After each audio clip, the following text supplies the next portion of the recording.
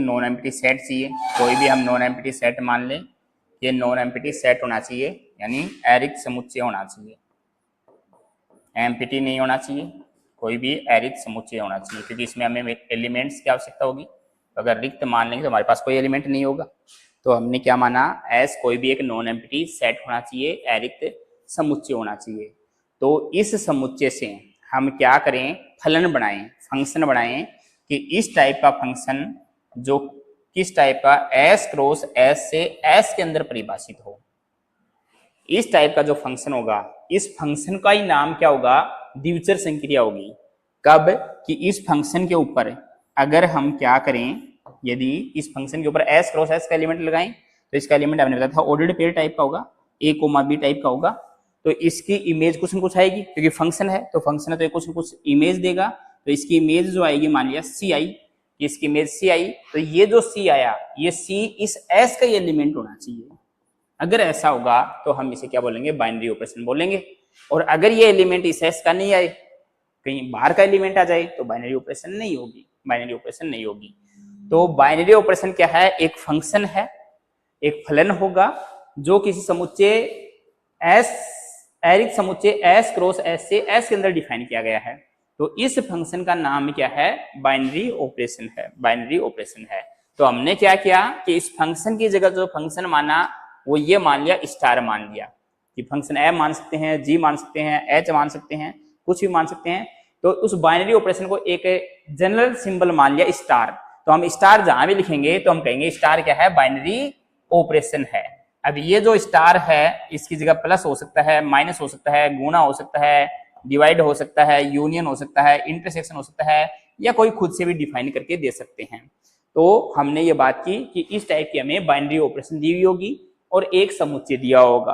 तो हमें चेक करना पड़ेगा कि एक ऑपरेशन दिया है, कोई भी ऑपरेशन, वो बाइनरी ऑपरेशन तभी बनेगी जब हम एस के दो एलिमेंट लेके चलेंगे, उनके बीच में ऑपरेशन लगाएंगे, ऑपरेशन लगाने के बाद एस का एलिमेंट आ जाए। कि हमने ये कहा था कि हम एक एलिमेंट कोई ए एस में मानेंगे, दूसरा एलिमेंट कोई बी एस में मानेंगे, तो इनके बीच में ये ऑपरेशन लगाएंगे, जो भी ऑपरेशन देंगे, तो ये जो भी एलिमेंट आएगा, ये एलिमेंट अगर एस में बिलोंग कर जाएगा तब तो हम कहेंगे ये बाइनरी ऑपरेशन है, और एस में बिलोंग नहीं करेगा तो हम कहेंगे ये बाइनरी ऑपरेशन नहीं है, बाइनरी ऑपरेशन नहीं है।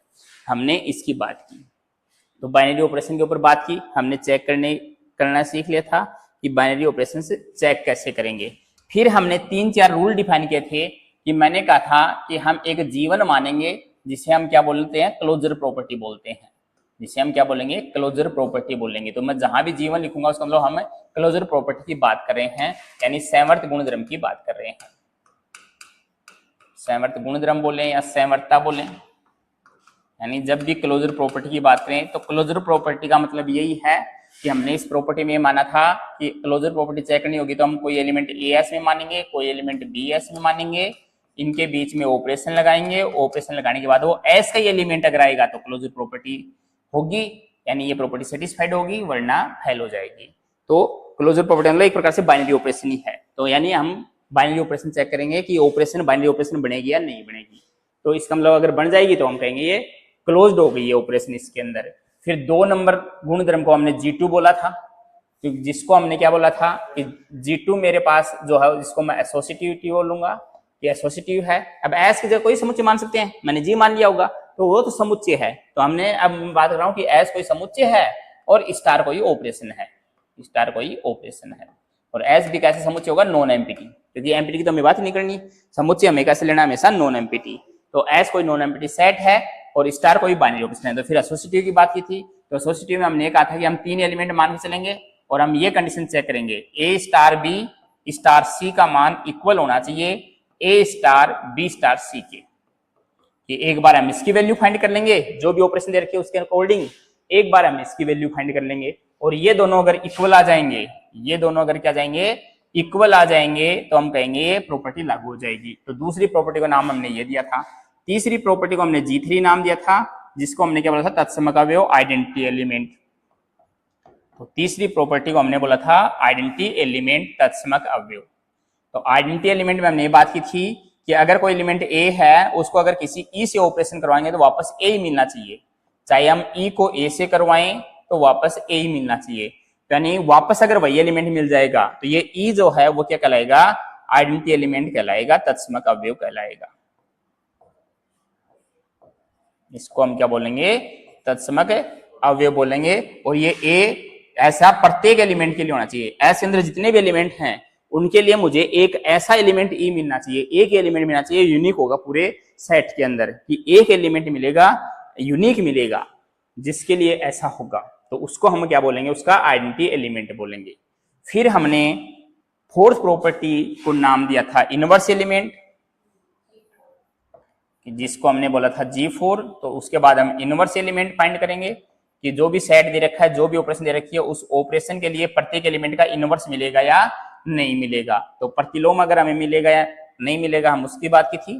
तो इनवर्स में हमने ये कहा था कि ए अगर किन्हीं हम दो एलिमेंट को ऑपरेशन करवाएं और ऑपरेशन करने पे क्या आ जाए, आइडेंटिटी आ जाए, वो तत्समक अवयव आ जाए, या बी स्टार ए करें तो भी ई आ जाए, चाहे हम ए को बी से ऑपरेशन कराओ चाहे बी को ए से ऑपरेशन कराओ, ई आना चाहिए, यानी आइडेंटिटी आना चाहिए। अगर ऐसा हो जाएगा तो ये एक दूसरे के इनवर्स एलिमेंट कहलाएंगे, कि ए का इनवर्स बी है, बी का इनवर्स ए है। तो यहां हम ये बोल दूं कि जैसे ए इनवर्स बराबर क्या है, बी है। उसके बाद हमने फिफ्थ प्रॉपर्टी जो है वो डिफाइन की थी, जिसका नाम G5 नाम लिया था, क्रम विनिमयता, कम्यूटेटिव प्रॉपर्टी।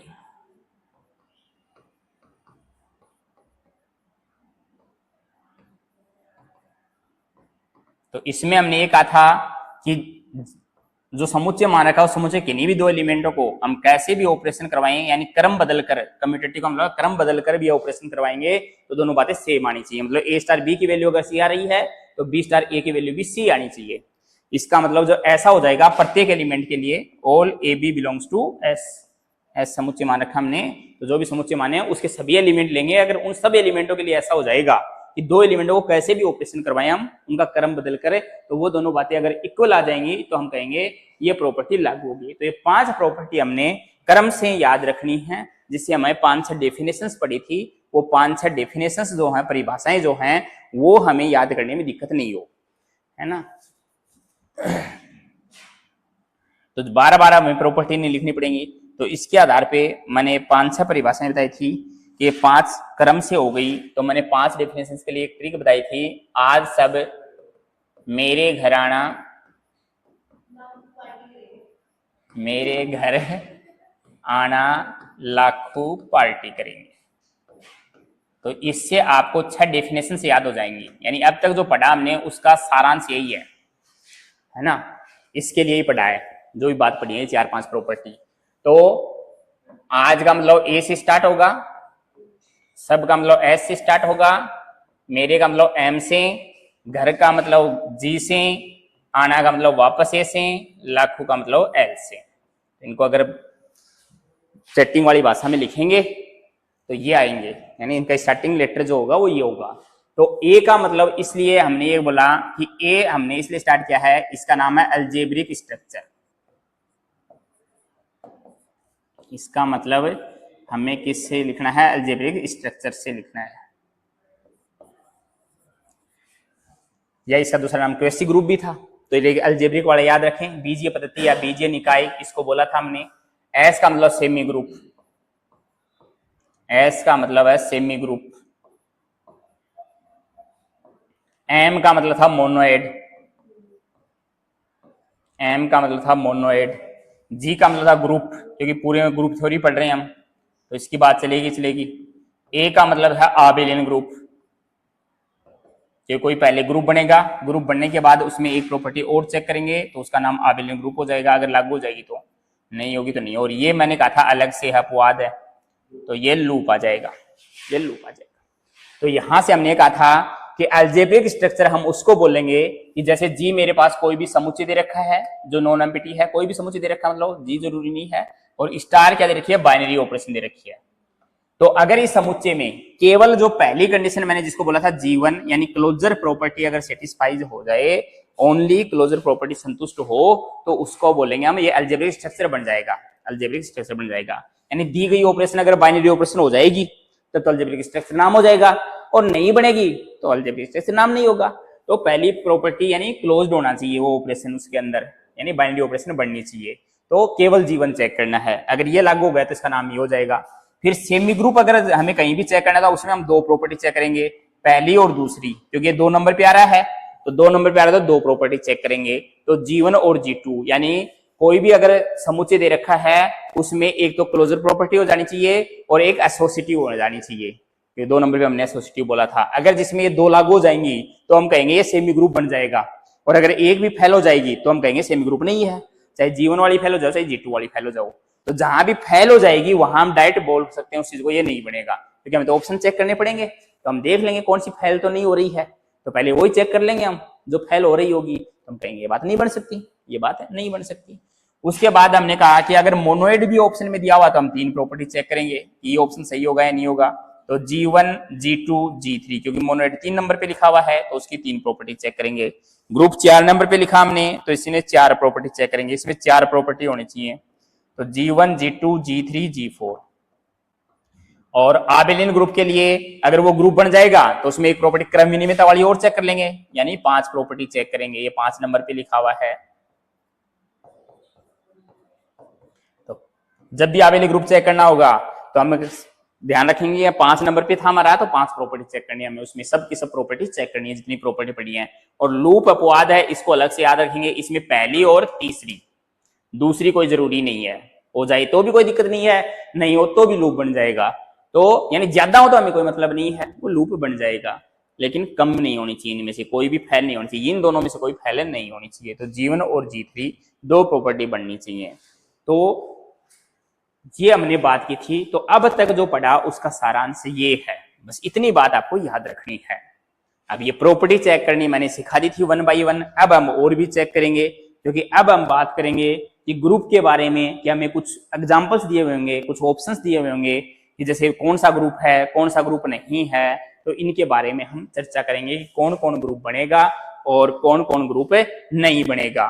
तो कुछ ग्रुप्स जो बनेंगे हम यहाँ एग्जाम्पल्स करके जाएंगे, वो हमें कुछ डायरेक्ट याद रखेंगे जो हमारी सुविधा हो एग्जाम में, कि हमें वहां चेक नहीं करने पड़े, है ना। तो जो जो ग्रुप बनेंगे वो हम याद रखेंगे, ये ग्रुप बनता है, यहाँ से अगर हम करके गए हैं और कोई नया आ गया तो हम चेक कर पाए कि हमें चेक भी करना आना चाहिए, है ना। तो हम दोनों बातें सीखेंगे, यानी बेसिक भी पढ़ेंगे और जहां जरूरत लगेगी कि हमें ये बातें याद रखनी है वहां याद भी रखेंगे, है ना। तैयारी का मीनिंग यही है। अब वहां हर चीज 4 ऑप्शन तुम ग्रुप चेक कर रहे हो, कि जैसे 4 ऑप्शन होंगे वहां पे और लिखा हुआ निम्न में से कौन सा ग्रुप नहीं है, तो एक ग्रुप के लिए 4 प्रॉपर्टी चेक करनी पड़ेंगी, और 4 प्रॉपर्टी चेक करने का मतलब एक प्रॉपर्टी चेक करेंगे तो 1 मिनट लगेगी, तो एक ऑप्शन चेक करने में हमें 4-5 मिनट लगेंगी। तो 4 ऑप्शन अगर चेक करने पड़ गए, मान लो लास्ट वाला नहीं बने, चलो पहले वाला नहीं बने तब तो हमारा आंसर हो जाएगा, नहीं पूछ रखा है तो, लेकिन जब लास्ट वाला ऑप्शन आएगा तो हमें तो क्रम से चेक करेंगे, हमें तो कोई सपना तो आएगा नहीं कि हम डायरेक्ट लास्ट वाला कर लें। तो एक में 5 मिनट लग गई तो 4 ऑप्शन चेक करने में 20 मिनट लग गई।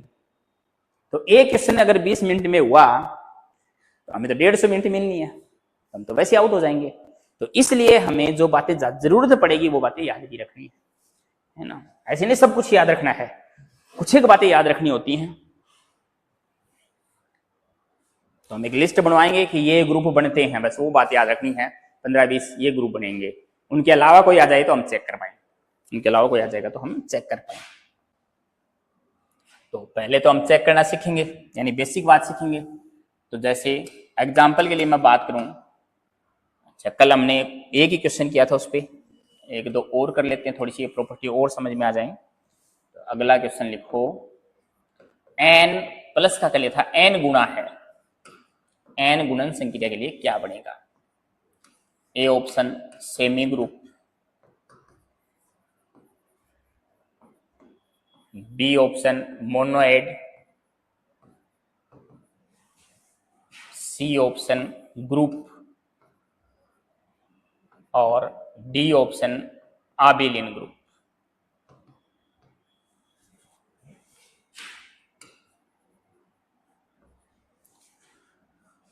तो इसमें हम प्रॉपर्टी चेक करेंगे सब के सब, जो आबेलियन ग्रुप तक ऑप्शन दे रखा था हम लोग 5 प्रॉपर्टी चेक करेंगे, जो भी फेल हो जाएगी वो नहीं बनेगा।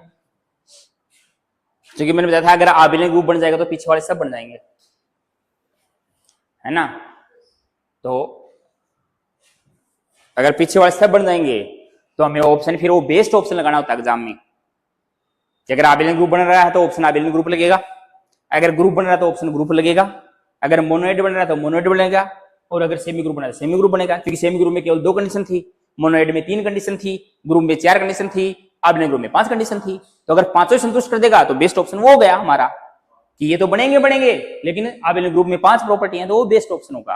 तो एग्जाम में कई बार ऐसा होता है दो ऑप्शन सही होते हैं, है ना, तो फिर हमें बेस्ट ऑप्शन लगाना होता है कि बेस्ट ऑप्शन कौन सा है, बेस्ट ऑप्शन कौन सा है। कि जैसे कोई ग्रुप भी बन रहा है और आबेलियन ग्रुप भी बन रहा है तो ऑप्शन लगेगा हमारा आबेलियन ग्रुप, आबेलियन ग्रुप। तो बात करते हैं एन की। तो एन हम जानते हैं नेचुरल नंबर 1 से स्टार्ट होता है, 1 2 3 4 एंड सो ऑन इनफिनिटी तक चलेगा। तो इसमें पहली प्रॉपर्टी क्लोजर प्रॉपर्टी कि दो संख्याओं को कैसे भी गुणा करो एक नेचुरल नंबर ही आएगा, तो क्लोजर प्रॉपर्टी में कोई दिक्कत नहीं है, यानी G1 क्लोजर प्रॉपर्टी जो है वो तो संतुष्ट हो जाएगी, तो क्लोजर प्रॉपर्टी जो है वो तो लागू हो जाएगी, कोई दिक्कत नहीं है। दूसरा G2 गुणा में मैंने बताया था कि गुणन संक्रिया जो हमेशा एसोसिएटिव होती है साचरी गुणधर्म का पालन करेगी, गुणा और प्लस को तो हमें चेक ही नहीं करना, तो इसमें ये गुणधर्म हमेशा लगेगा साचरी और क्रमविनी में, है ना, तो G2 भी हमारा संतुष्ट होगा। तीसरी हम बात करें G3 की। G3 आइडेंटिटी एलिमेंट, गुणा के लिए मैंने बता रखा है, गुणा के लिए आइडेंटिटी एलिमेंट क्या था 1, गुणा के लिए आइडेंटिटी एलिमेंट 1 होगा कि 1 से किसी भी नंबर को गुणा करेंगे तो वापस वही अवयव आ जाएगा, वापस वही आ जाएगा, तो आइडेंटिटी एलिमेंट 1 हो जाएगा जो n के अंदर है भी, बिलोंग भी करना चाहिए, तो ये आइडेंटिटी एलिमेंट हो जाएगा। लेकिन जैसे ही हम कंडीशन G4 चेक करेंगे, G4 का मतलब है इनवर्स एलिमेंट वाली चेक करेंगे, तो इनवर्स एलिमेंट में क्या होगा, इनवर्स एलिमेंट वाली कंडीशन हम चेक करें कि इनवर्स एलिमेंट यहां एग्जिस्ट करेगा या नहीं करेगा। तो इनवर्स एलिमेंट के लिए कोई भी एक एलिमेंट हल हम वहां से, जैसे मैंने 3 बोल दिया कि 3 मेरा नेचुरल नंबर में है, 3 नेचुरल नंबर है, तो 3 को मैं किससे ऑपरेशन कराऊंगा, क्योंकि ऑपरेशन है गुणा, जो भी ऑपरेशन क्वेश्चन में देगा वो ऑपरेशन लगाएंगे, तो ऑपरेशन गुणा है कि मैं 3 को किससे गुणा करवाऊं, मुझे क्या मिल जाए आइडेंटिटी एलिमेंट, आइडेंटिटी एलिमेंट मतलब 1 मिल जाए, तो आपका आंसर होगा कि 1/3 से करवा दो, 1/3 से करवा दो। तो यानी 3 का जो इनवर्स है वो क्या मिल गया मुझे 1/3 मिल गया। लेकिन मैंने ये बात बताई थी कि चाहे हम आइडेंटिटी चेक करो चाहे हम इनवर्स चेक करो, जो भी मुझे मिलेगा वो उसी सेट में मिलना चाहिए, तब तो होगा वरना नहीं होगा। तो 1/3 एन में है क्या, 1/3 एन में नहीं मिलेगा, तो ये नॉट बिलोंग्स टू एन होगा, ये एन में नहीं है।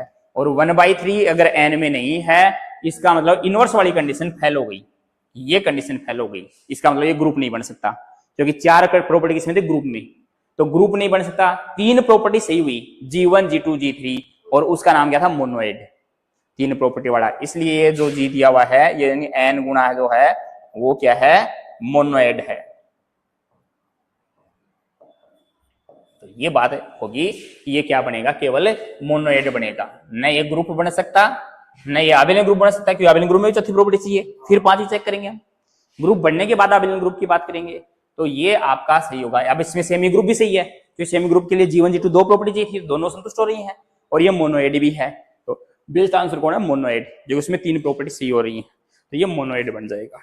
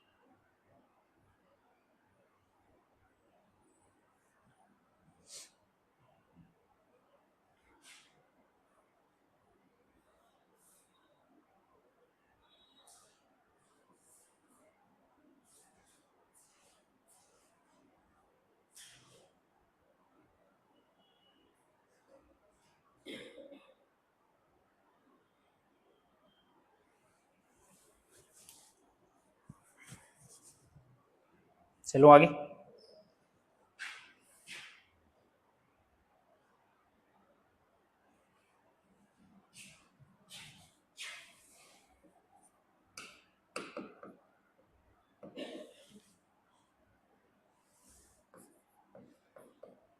जेड प्लस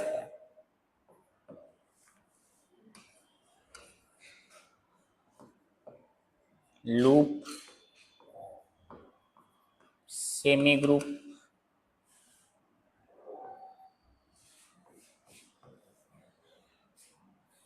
मोनोइड और ग्रुप, तीनों ऑप्शन में लगाना हमें कि जेड प्लस क्या है।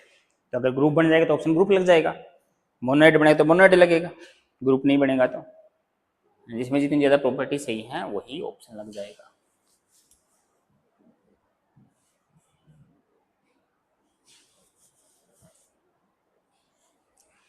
तो जेड का मतलब था सेट ऑफ इंटीजर्स जिसमें नेगेटिव पॉजिटिव सभी नंबर होंगे। तो जेड का मतलब है -3 -2 -1 0 1 2 3 एंड सो, ये होंगे। अब पहली प्रॉपर्टी G1, तो क्लोजर प्रॉपर्टी, तो क्लोजर प्रॉपर्टी के लिए आप कोई भी एलिमेंट उठा के देख सकते हो यहां से। अगर नहीं आपको समझ में आ रहा तो जैसे एक तो हमने 3 ले लिया जेड में, पहले दोनों पॉजिटिव ले ले, एक हम 7 ले ले, तो दोनों को प्लस करेंगे तो जेड का एलिमेंट आएगा, जेड का एलिमेंट आएगा। फिर दोनों माइनस लेके देख लें कि -1 ले लें, -4 ले लें, जो भी आपका मन करे। तो -1 में हम क्या करें, प्लस कर दें -4, तो ये माइनस का जाएगा, तो ये भी जेड में बिलोंग करेगा। फिर हम एक माइनस ले लें, एक प्लस ले लें, कहीं वहां फेल हो जाए मामला, तो मैं तो देखना कहीं कोई चीज फेल तो नहीं हो रही। तो ऑपरेशन प्लस दे रखी है, तो -3 + 8 करेंगे तो 5 आ जाएगा, तो ये भी जेड में बिलोंग करेगा। तो यानी हम कोई भी दो अगर पॉजिटिव नंबर लेंगे और प्लस करें तो हमेशा एक पॉजिटिव नंबर आएगा, तो पॉजिटिव नंबर जेड में होंगे। कोई भी दो नेगेटिव नंबर लेंगे तो नेगेटिव आएगा, तो नेगेटिव भी जेड में मिलेगा मुझे। एक नेगेटिव एक पॉजिटिव लूंगा तो वो या तो पॉजिटिव आ सकता है या नेगेटिव आ सकता है, वो डिपेंड करेगा। अगर नेगेटिव वाला नंबर बड़ा है तो नेगेटिव आ जाएगा, और अगर पॉजिटिव वाला नंबर बड़ा है तो पॉजिटिव आ जाएगा, तो मे भी जेड में मिलेगा मुझे। यानी पॉइंट में कोई चीज नहीं आएगी, इसका मतलब मिलेगा इंटीजर ही। तो इसका मतलब क्लोजर प्रॉपर्टी तो सही है, क्लोजर प्रॉपर्टी में तो कोई दिक्कत नहीं होगी। उसके बाद हम बात करें दूसरी प्रॉपर्टी की, एसोसिएटिव। प्लस के लिए एसोसिएटिव होता ही है, ये हमने लिख ही रखा है कि प्लस के लिए एसोसिएटिव तो चेक ही नहीं करनी, तो ये भी लागू हो जाएगी। उसके बाद G3 के लिए आइडेंटिटी एलिमेंट, ऑपरेशन क्या है प्लस, और प्लस के लिए आइडेंटिटी एलिमेंट होता है 0, कि 0 अगर किसी भी आप एलिमेंट में ऐड करोगे तो वापस वही एलिमेंट आ जाएगा, तो ये आइडेंटिटी एलिमेंट भी मिल जाएगा जो कि जेड में बिलोंग भी कर रहा है, तो 0 भी मिल जाएगा। उसके बाद हम बात करें इनवर्स की, तो G4 की बात करें, G4 प्रॉपर्टी की बात करें, तो इनवर्स की बात करें, तो इनवर्स के लिए हम क्या कहें कि इनवर्स का मतलब कोई भी अगर पॉजिटिव नंबर लेंगे, सपोज करो ए बोल देता हूं मैं कि ए अगर कोई भी पॉजिटिव नंबर लोगे तो उसमें क्या ऐड करूं मैं जिससे मुझे क्या मिल जाए, तत्सम मिल जाए। इनवर्स का मतलब ये था, तो तत्सम क्या 0, कि मुझे 0 मिल जाए। तो आपका आंसर होगा कि सर ए में माइनस ए कर दें तो 0 मिल जाएगा हमें, तो ए में अगर माइनस ए कर देंगे तो 0 मिल जाएगा। इसका मतलब ए का इनवर्स -ए हो जाएगा अगर पॉजिटिव नंबर लेंगे, तो ए इनवर्स बराबर क्या हो जाएगा, -ए हो जाएगा। और आप कहो कि अगर कोई नेगेटिव नंबर लेंगे जैसे -b, कोई भी नेगेटिव नंबर लें उसका इनवर्स क्या मिलेगा, तो उसमें आपको क्या करना पड़ेगा, पॉजिटिव नंबर ऐड करना पड़ेगा, सेम वही, तो आपके पास 0 मिल जाएगा आइडेंटिटी। तो इसका मतलब -b नेगेटिव नंबर का इनवर्स जो है वो क्या बन जाएगा, कोई भी पॉजिटिव नंबर बन जाएगा। और 0 का इनवर्स अब बच गया 0, तो 0 में 0 ऐड करोगे तो 0 मिल जाएगा, तो 0 का इनवर्स 0 हो जाएगा। इसका मतलब प्रत्येक एलिमेंट का इनवर्स मिल जाएगा, यानी ऐसा नहीं होना चाहिए एक भी एलिमेंट का अगर इनवर्स नहीं मिलेगा तो ये कंडीशन फेल हो जाएगी। तो जो भी समुच्चय देगा हमें उसके हर एलिमेंट का इनवर्स चेक करना पड़ेगा। तो हमने पॉजिटिव वालों का चेक कर लिया, हमने नेगेटिव वालों को चेक कर लिया, हमने 0 का चेक कर लिया। इसका मतलब इनवर्स भी मिल गया, तो ये प्रॉपर्टी क्या हो जाएगी लागू। या नंबर लेके देख सकते हो कोई भी, जरूरी नहीं है, वो मैंने थोड़ी सिंबल से इसलिए मान लिया कि आप कोई भी नंबर उठा लो आपकी इच्छा से, तो इसका मतलब ये प्रॉपर्टी भी लागू हो जाएगी। तो इसका मतलब ये हुआ कि आपको चारों प्रॉपर्टी लग गई, और जब चारों प्रॉपर्टी लग गई, कि ग्रुप तक की बात कराइए, अब इन ऑप्शन ही नहीं तो 5 किस लिए चेक करें हम। इसका मतलब जेड प्लस जो है वो क्या हो जाएगा, आपका ग्रुप बन जाएगा। ये क्या है, ग्रुप है, तो ये ग्रुप हो गया। तो ग्रुप हो गया तो बाकी पीछे वाले सब हो गए। लेकिन इसमें तो जैसे लूप में तो दो ही प्रॉपर्टी है, सेमी ग्रुप में भी 2 ही प्रॉपर्टी है, मोनोइड में 3 प्रॉपर्टी है, ग्रुप में 4 प्रॉपर्टी, तो मैक्सिमम प्रॉपर्टी इसने संतुष्ट कर दी, तो हमारा आंसर क्या लग जाएगा, ग्रुप लग जाएगा। पीछे वाले तो सब बनेंगे बनेंगे, तो आंसर जो है वो आपका हो जाएगा ग्रुप। तो करेक्ट ऑप्शन ग्रुप हो जाएगा।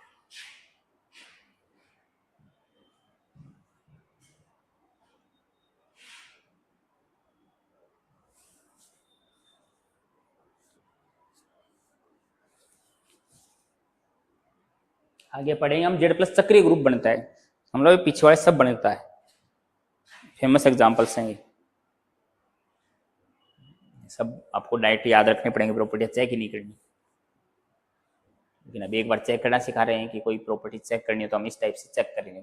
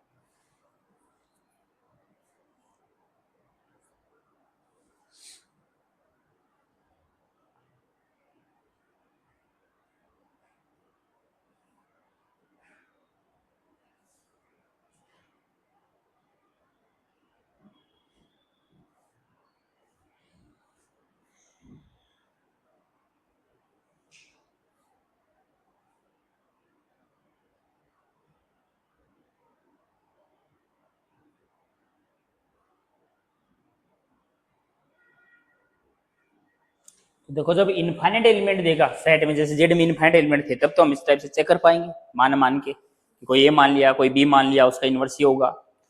अगर हमें एलिमेंट फाइनाइट दे देगा तो हम कैसे चेक करें कि वो ग्रुप बनेगा या नहीं बनेगा, कि ग्रुप है या नहीं है। तो हम वो टेबल बनाएंगे, जो कल हमने टेबल की बात की थी, उस टेबल से ये ऑपरेशन चेक करेंगे, टेबल से ऑपरेशन चेक करेंगे। तो जैसे हम बात करते हैं एग्जाम्पल की,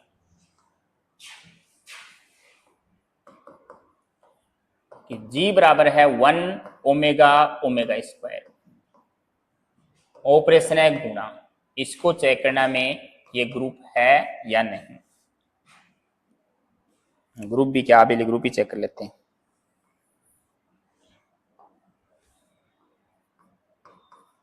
सक्रियता की बनेगा ये आबिल ग्रुप के बाद चक्री की बात करेंगे हम। अभी तो एक बार ग्रुप आबिल ग्रुप तक की बात सीख रहे हैं, तो ये आबिल ग्रुप है क्या या नहीं, ये हमें चेक करना है। तो अब जब एलिमेंट हमें 3 दे दे, 4 दे दे, 5 दे दे, 7 दे दे, इतने देगा, तो जब एलिमेंट लिमिटेड मात्रा में दे देगा तो आपको क्या करना है, टेबल बनानी है, उस टेबल की सहायता से प्रॉपर्टी चेक करनी है, 4 5 जो भी है। तो टेबल से हम ये प्रॉपर्टी कैसे चेक करेंगे,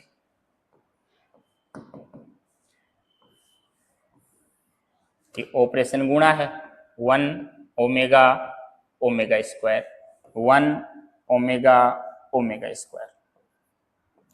तो सबसे पहले 1 को 1 से गुणा करेंगे, तो 1 को 1 से गुणा करोगे तो 1 आ जाएगा, 1 को ओमेगा से गुणा करोगे तो ओमेगा आ जाएगा, ओमेगा स्क्वायर से गुणा करोगे तो ओमेगा स्क्वायर आ जाएगा। उसके बाद ओमेगा को 1 से गुणा करवाओगे तो ओमेगा आ जाएगा, ओमेगा को ओमेगा से गुणा करवाओगे तो ओमेगा स्क्वायर आ जाएगा, ओमेगा को ओमेगा स्क्वायर से गुणा करवाओगे तो ओमेगा क्यूब बनेगा, और ओमेगा क्यूब का मान 1 होता है, तो ओमेगा क्यूब बराबर 1 होता है, तो इसकी वैल्यू 1 हो जाएगी। ओमेगा स्क्वायर को 1 से करवाओगे तो ओमेगा स्क्वायर, ओमेगा क्यूब 1 बन जाएगा, omega square into omega square, omega की पावर 4 बनेगा, तो ओमेगा 4 में ओमेगा क्यूब तो 1 हो गया, तो क्या बन जाएगा, ओमेगा बच जाएगा। तो ये बन गया हमारे पास। तो पहली प्रॉपर्टी हम चेक करेंगे G1 क्लोजर प्रॉपर्टी। तो G1 में हमें क्या देखना है कि इस टेबल में जितने भी एलिमेंट हैं ये सभी एलिमेंट उसी समुच्चय के होने चाहिए। अगर एक भी एलिमेंट G से बाहर चला जाए तो ये प्रॉपर्टी सेटिस्फाइड नहीं होगी। तो इसका मतलब ये है कि इसके सब के सब एलिमेंट्स जो हैं वो इसी समुच्चय के हैं, इसी समुच्चय के हैं। तो हम ये कहेंगे कि यहाँ सभी अवयव जो हैं, यहाँ सारणी के सभी अवयव जो हैं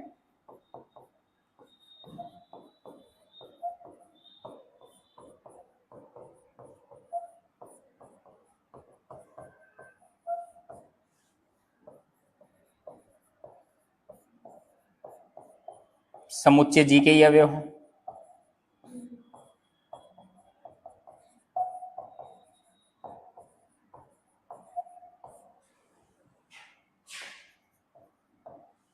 इसलिए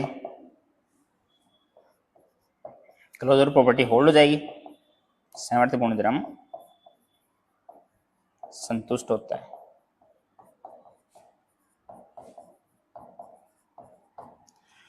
तो इसमें तो कोई दिक्कत नहीं आएगी, ये सब के सब एलिमेंट इसी के हैं, तो क्लोजर प्रॉपर्टी तो हो गई।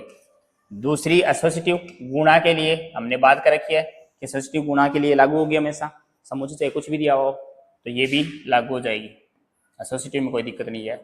थर्ड, गुणा के लिए आइडेंटिटी एलिमेंट एक होता है, यहाँ भी एक ही आएगा। टेबल से हम कैसे देखते हैं, टेबल से देखने के लिए हमने बात कर रखी है कि सेम कॉलम देखना हमें, ये सेम कॉलम जो है वो सेम कॉलम कहाँ है, उसके ऊपर लिखा हुआ एलिमेंट क्या बनेगा, आइडेंटिटी एलिमेंट बनेगा।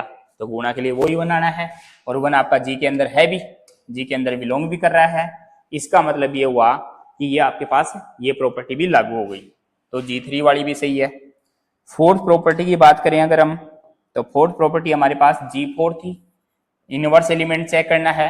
तो इनवर्स मैंने कैसे चेक करना है कि हम ये देखेंगे आइडेंटिटी एलिमेंट कहाँ कहाँ एग्जिस्ट करा इस टेबल में, कि फर्स्ट रो में अगर आइडेंटिटी एलिमेंट है, सेकंड में अगर आइडेंटिटी एलिमेंट है, थर्ड में अगर आइडेंटिटी एलिमेंट है, यानी प्रत्येक रो के अंदर अगर आइडेंटिटी एलिमेंट आ रहा है इसका मतलब इनवर्स एग्जिस्ट कर रहा है। और अगर एक भी रो में नहीं आ रहा इसका मतलब वहां इनवर्स नहीं मिल रहा हमें, क्योंकि इनवर्स के लिए यही तो ना कि दो एलिमेंट को कैसे ऑपरेशन करवाएं जिससे आइडेंटिटी एलिमेंट मिल जाए, कि किन दो एलिमेंटों को ऑपरेशन करवाने से आइडेंटिटी मिलेगा, तो वो इनवर्स होंगे। तो आइडेंटिटी एलिमेंट चेक करना है, तो आइडेंटिटी एलिमेंट यहाँ ये रहा, इसमें ये रहा, इसमें ये रहा, तो ये 1 कैसे आया, ये आइडेंटिटी एलिमेंट कैसे आया, 1 को 1 से ऑपरेशन करवाई तब 1 आया था।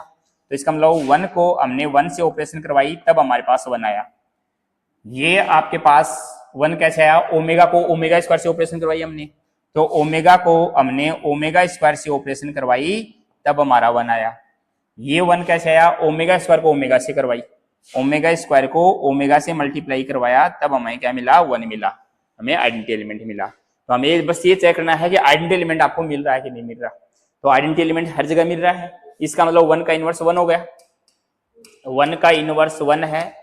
ओमेगा का इनवर्स जो है वो ओमेगा है स्क्वायर है, और ओमेगा स्क्वायर का जो इनवर्स है वो क्या है, ओमेगा है। इसका मतलब प्रत्येक एलिमेंट का इनवर्स मिल गया हमें, हर एलिमेंट का इनवर्स मिलना चाहिए, जितने भी एलिमेंट हैं तो सभी एलिमेंट्स का इनवर्स मिल गया, तो इनवर्स वाली कंडीशन भी लागू हो गई, तो ये भी लागू हो गई। उसके बाद अगली कंडीशन जो है वो चेक करनी हमें क्रम विनिमेयता, G5 नंबर प्रॉपर्टी चेक करनी है। तो कम्यूटेटिव प्रॉपर्टी की बात करें, हम क्रम विनिमेयता की बात करें, तो क्रम विनिमेयता में देखो 2 तरीकों से हम चेक कर पाएंगे, कि या तो हम ये कहें कि इसका जो मुख्य विकिरण है इस टेबल का मेन डायगोनल, ये वाला, इस टेबल की बात कर रहा हूं, कि इसका मुख्य विकिरण ये वाला मेन डायगोनल, इस डायगोनल के ऊपर वाले एलिमेंट और नीचे वाले एलिमेंट यानी आपस में क्या होना चाहिए, सिमेट्रिक होने चाहिए। सिमेट्रिक का मतलब ये है कि यहां 2 नंबर पे अगर ओमेगा आ रहा है तो इधर कॉलम वाइज भी 2 नंबर पे ओमेगा आना चाहिए। यानी मैट्रिक्स आप पढ़ के आए हो, है ना, जिसमें ये था कि मैट्रिक्स में A11, A12, A13, A21, A22, A23, A31, A32, A33। तो अगर इसमें AIJ वाले नंबर किसके बराबर हो जाए, AJI के बराबर हो जाए, तब तो होगा सिमेट्रिक, वरना एंटी सिमेट्रिक। तो इसका मतलब ये हो गया कि A12 और A21 एलिमेंट सेम आने चाहिए, कि A12 पे लिखा हुआ है A21 पे लिखा होना चाहिए, A13 और A31 वाला सेम आना चाहिए। तो यहां भी यही बात लागू हो रही है कि ये A11 है, ये A12 है, तो A12 और A21 वाला सेम है, ये वाला सेम है। तो यानी हम ये कह सकते हैं मेन डायगोनल के अबाउट ये एलिमेंट सममित हैं, सिमेट्रिक हैं, तो आपका क्रम विनिमय हो जाएगा। और अगर ऐसा नहीं है तो नहीं होगा। या इसको दूसरे तरीके से हम ये चेक करें, क्योंकि ये देखने में आप गड़बड़ कर सकते हो कौन सा एलिमेंट कहाँ है, तो आप ये कह सकते हो कि इसका जो फर्स्ट कॉलम है और जो फर्स्ट रो वो इक्वल होनी चाहिए। फर्स्ट कॉलम फर्स्ट रो, तो फर्स्ट कॉलम में 1 ओमेगा ओमेगा स्क्वायर आ रहा है, तो फर्स्ट रो में भी 1 ओमेगा ओमेगा स्क्वायर आना चाहिए। यानी इसमें 2 नंबर पे ओमेगा है तो इसमें 2 नंबर पे ओमेगा, इसमें 3 नंबर पे ओमेगा स्क्वायर तो इसमें 3 नंबर पे omega square. Second column second row के समान होना चाहिए। सेकंड कॉलम देखो ओमेगा ओमेगा स्क्वायर 1, तो सेकंड रो भी देखो omega omega square 1। Third row और थर्ड कॉलम, यानी प्रत्येक रो अपने संगत जो कॉलम है उसके समान होना चाहिए। जिस केस में ऐसा हो जाएगा तो क्रम विनिमय गुणधर्म लागू होगा, और जिस केस में ऐसा नहीं होगा, अगर एक भी कॉलम उस रो के इक्वल नहीं होगा तो नहीं होगा, नहीं होगा। तो इसका मतलब ये है।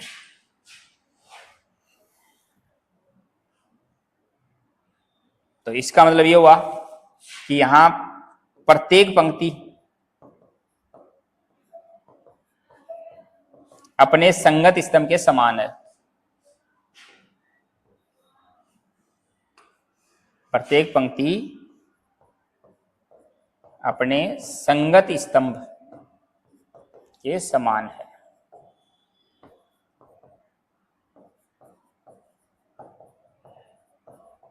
तो ईच रो जो है उसके करस्पॉन्डिंग जो कॉलम होगा उसके इक्वल हो जाएगी। उस केस में क्या हो जाएगा, कम्यूटेटिव प्रॉपर्टी लागू हो जाएगी। तो अतः क्रम विनिमय गुणधर्म लागू होगा।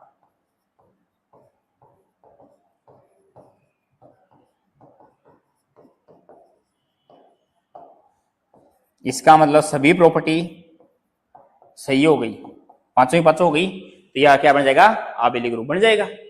तो हम ये कह सकते हैं कि आबेली ग्रुप है कि जो भी हमें जी दे रखा था, इसलिए जो जी दे रखा है वो ऑपरेशन गुणा दे रखी है, उसके लिए क्या बन गया, आबेली ग्रुप बन गया, आबेली ग्रुप बन गया। तो ये आबेली ग्रुप है, या कम्यूटेटिव ग्रुप है। तो सही बोलो, ऑप्शन में तो आबेली ग्रुप मिलेगा या कम्यूटेटिव ग्रुप मिलेगा। तो इसका मतलब ये आबेली ग्रुप बन गया। तो इस टाइप से हम चेक कर पाएंगे टेबल के द्वारा। कोई भी एग्जांपल दो, हमें ये इस टाइप से 5 बातें चेक करनी है।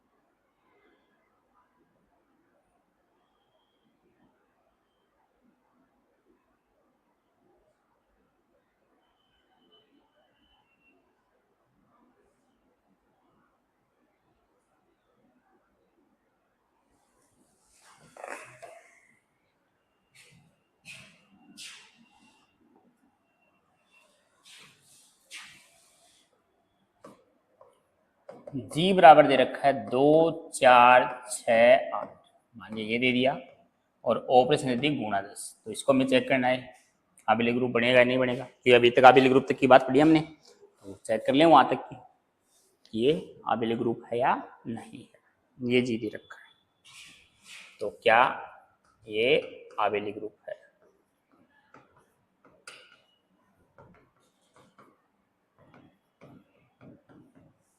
ये बात चेक करनी है, काबिल ग्रुप बनेगा या कम्यूटेटिव ग्रुप बनेगा या नहीं बनेगा। तो एलिमेंट इसमें भी वही लिमिटेड है, तो लिमिटेड एलिमेंट है तो हम क्या करेंगे, टेबल बनाएंगे। ऑपरेशन का पता है कि गुणा 10 का मतलब मैंने क्या बताया था, वो आपको पता है। ये वो गुणा नहीं है अपना सिंपल वाला, है ना। तो 2 4 6 8, इसको मल्टीप्लिकेशन मॉड्यूलो ऑपरेशन बोलते हैं, मल्टीप्लिकेशन मॉड्यूलो टेल, है ना, मॉड्यूलो गुणन संक्रिया है। 2 4 6 8, तो गुणा 10 का मतलब यह है कि दो एलिमेंट्स को ऑपरेशन करवाएंगे, अगर जब तक उनका गुणा 10 से कम रही तब तक तो वही नंबर लिखा जाएगा, और 10 या 10 से ज्यादा जाते ही उसको डिवाइड करके रिमाइंडर जो शेषफल बचेगा वो लिखा जाएगा। तो यहाँ 2 दूनी 4, 2 को 4 से करवाओगे तो 8, 2 को 6 से ऑपरेशन करवाओगे तो 6 दूनी 12 बनेगा, 12 10 से ज्यादा हो गया, 10 से डिवाइड करोगे तो 2 शेषफल बचेगा। शेषफल लिखना है यहाँ पे, कितनी बार डिवाइड हुआ वो नहीं लिखना। 8 दूनी 16 का 6 शेषफल बच जाएगा, 4 दूनी 8, 4 चौक 16, 4 छकी 24 का 4, ये आपका 2 आ जाएगा 32, 12 2 24 4 36 6 48 8, उसके बाद 8 से कराओगे 16 6 32 का 2 48 का 8 और 64 का 4 शेषफल बचेगा 10 से डिवाइड करने पे, तो ये आ जाएंगे। तो पहली प्रॉपर्टी कि टेबल में जितने भी एलिमेंट दिख रहे हैं सब के सब उसी समुच्चय के हैं, तो इसका मतलब G1 तो लागू हो जाएगा। G2 एसोसिएटिविटी आपको चेक करनी है। अब देखो वो गुणा सिंपल वाला नहीं है ना, उसमें तो हम डायरेक्ट बोल देते कि एसोसिएटिव हो जाएगा।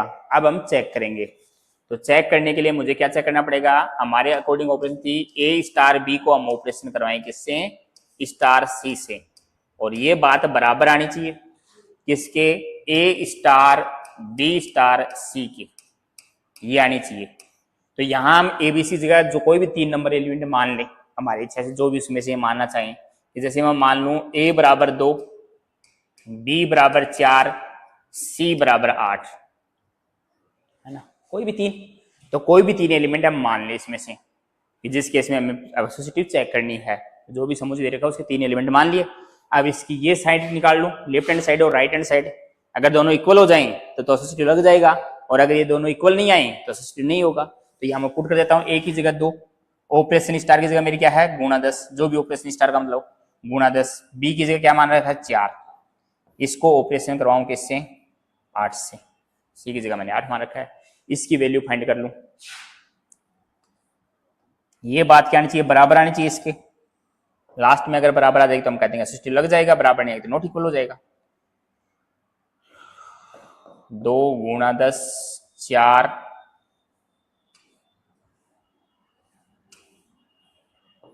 गुणा 10 C का मान 8, ये दोनों वैल्यू चेक कर लें। तो देखो सबसे पहले ब्रैकेट सोल्व करेंगे, 4 दूनी 8, 8 का क्या आ जाएगा 8 आ जाएगा, 10 से छोटा नंबर है, मल्टीप्लाई 8 से करना है आपको।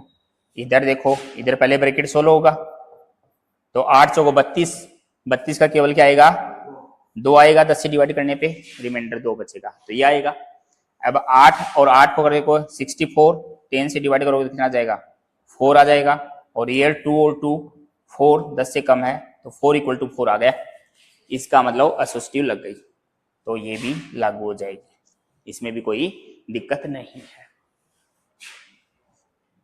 अभी जरूरी नहीं पूरा क्वेश्चन दे, जैसे आपको कहते हैं 8 का इनवर्स बताओ, तो भी तो ये चेक करना चाहिए आपको, बस इनवर्स वाली प्रॉपर्टी चेक कर लेंगे उस केस में। उसके बाद हमने बात की थी G3 की, आइडेंटिटी एलिमेंट चेक करें यहाँ पे G3, तो G3 के लिए आइडेंटिटी एलिमेंट कितना बनेगा, आइडेंटिटी एलिमेंट की बात करें तो आइडेंटिटी एलिमेंट के लिए हम देखेंगे कौन सी रो किसके इक्वल है आपके पास, तो यहां से आप बात कर सकते हो। देखो 2 4 6 8 ये सेम कॉलम कहाँ है, ये सेम कॉलम ये रहा, इसके ऊपर लिखा हुआ एलिमेंट आइडेंटिटी एलिमेंट बनेगा। तो आइडेंटिटी एलिमेंट क्या है 6 है, तो आइडेंटिटी एलिमेंट क्या हो गया 6 हो गया। तो आइडेंटिटी एलिमेंट हमें 6 मिल गया। उसके बाद हम ये बात करें G4 की, यानी इनवर्स एलिमेंट चेक करना पड़ेगा। तो इनवर्स एलिमेंट चेक करने के लिए हम क्या देखें कि 6 कहाँ कहाँ है, फर्स्ट रो में आइडेंटिटी देखना कब कहाँ कहाँ है, ये रहा 6, सेकंड रो में ये रहा, थर्ड रो में भी 6 आ रहा है, फोर्थ रो में भी आ रहा है। अगर प्रत्येक रो में 6 आ रहा है इसका मतलब इनवर्स मिल जाएगा प्रत्येक एलिमेंट का। इनवर्स आपसे स्पेशली पूछ भी ले तो आप बता सकते हो कि पहला 6 कैसे आया, 2 को हमने 8 से ऑपरेशन करवाई तब हमारे पास आइडेंटिटी एलिमेंट आया। इसका मतलब ये हुआ कि 2 का इनवर्स जो है वो 8 हो गया।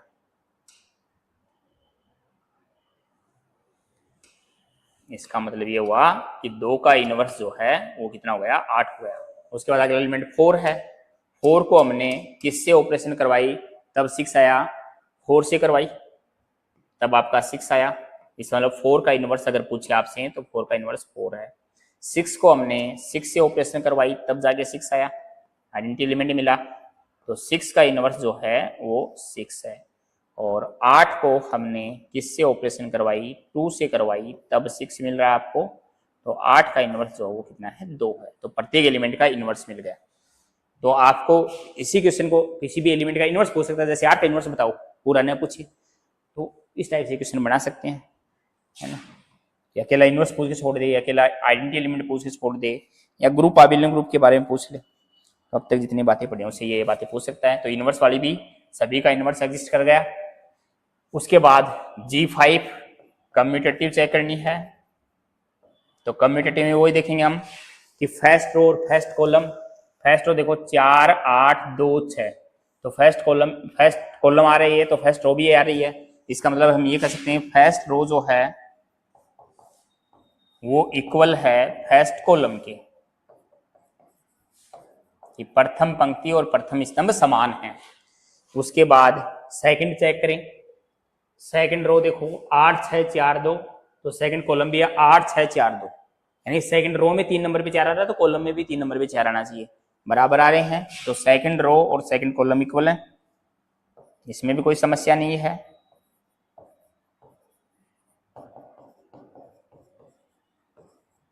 तो ये भी सेम है।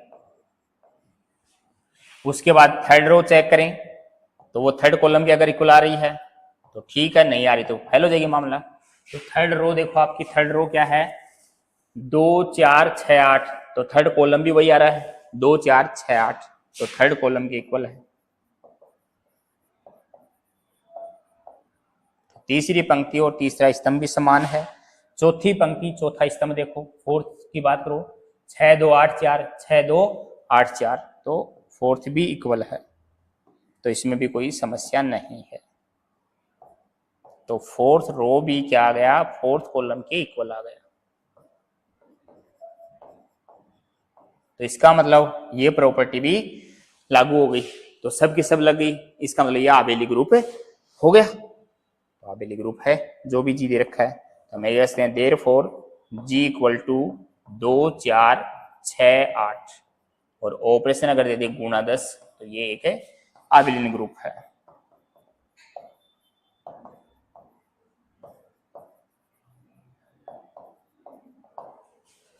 तो अभी एग्जाम्पल चेक कर लिया, तो अब एग्जाम में दिखे तो हमें वहां चेक नहीं करना पड़े, कि देखते ही हमें लग जाए कि आबेलियन ग्रुप होता है।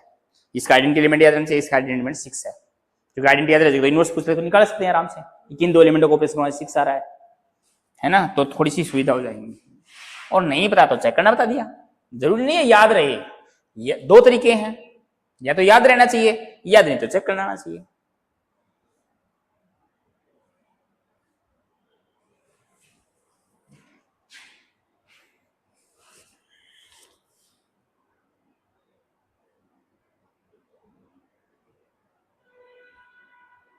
क्योंकि थ्योरेटिकल पेपर में थोड़ी बातें आपको ज्यादा याद रखनी पड़ेंगी, कैलकुलेशन में तो हम कैलकुलेशन कर लेंगे फटाफट, लेकिन कैलकुलेशन में दिक्कत वो आएगी कि कैलकुलेशन उतनी हो नहीं पाएगी जितने क्वेश्चन हमें अटेम्प्ट करने हैं वहां पे। इसलिए थ्योरेटिकल पेपर ज़्यादा सिलेक्शन करवाते हैं, जल्दी सिलेक्शन करवाते हैं।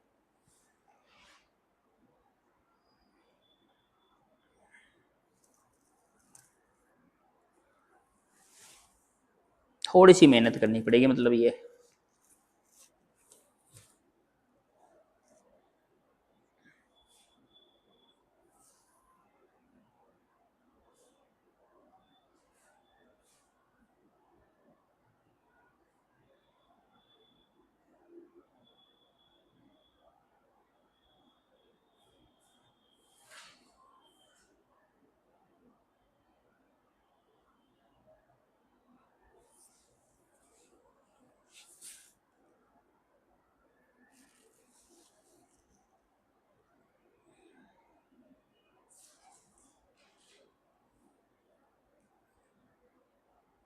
तो अभी मैं कुछ एग्जाम्पल्स चेक करवा रहा हूँ, आपको चेक करना चाहिए, फिर लिखवा दूंगा, ये याद रखने की बात खत्म, डायरेक्ट याद रहनी चाहिए।